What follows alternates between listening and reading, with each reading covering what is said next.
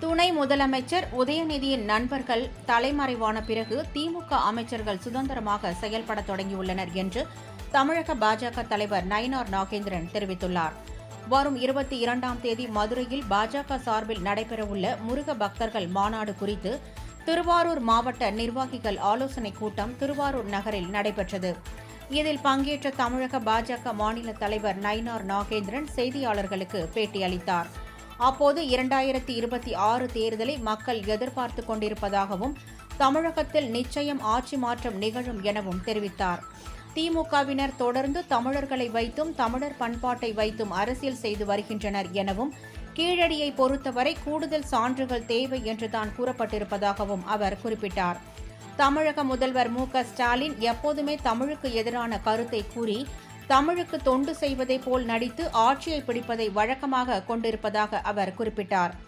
டாஸ்மார்க் ஒரு அரசு நிறுவனம் என்றும் அங்கு நடக்கக்கூடிய ஊழல் எதுவாக இருந்தாலும் அதில் தலையிட அமலாக்கத்துறைக்கு முழு அதிகாரம் உள்ளது எனவும் அவர் தெரிவித்தார். இதில் சம்பந்தப்பட்டுள்ள உதயநிதி ஸ்டாலினின் நண்பர் ரத்தீஷ் 300 கோடி ரூபாய்க்கு வீடு கட்டியுள்ளார் எனவும் அரசாங்கத்தை நடத்தி கொண்டிருந்த உதயநிதியின் நண்பர்கள் தலைமறைவான பிறகு தற்போது திமுக அமைச்சர்கள் சுதந்திரமாக செயல்பட தொடங்கியுள்ளனர் எனவும் நயினார் நாகேந்திரன் குறிப்பிட்டார். டாஸ்மாக் 1983 ரிஜிஸ்டர் ஆஃப் கம்பெனியில் கம்பெனி பதிஞ்சிருக்கு. இந்த கம்பெனியில் நடக்கக்கூடிய ஊழல் எதுவாக இருந்தாலும் அதுலேருந்து serious fraud investigation office SFI இருக்குது. அவங்க எப்போ வேணாலும் வரலாம். அவங்க வரும்போது அதில் இடியும் வரலாம். அது இடைக்கால தடை முடிஞ்ச பிறகு இந்த சீரியஸ் ஃப்ராட் இன்வெஸ்டிகேஷன் ஆஃபீஸ் நிச்சயமாக நுழையும். இதில் சம்மந்தப்பட்ட ரித்தீஷ் இதில் 300 கோடி ரூபாய்க்கு வீடு கட்டியிருக்கார்.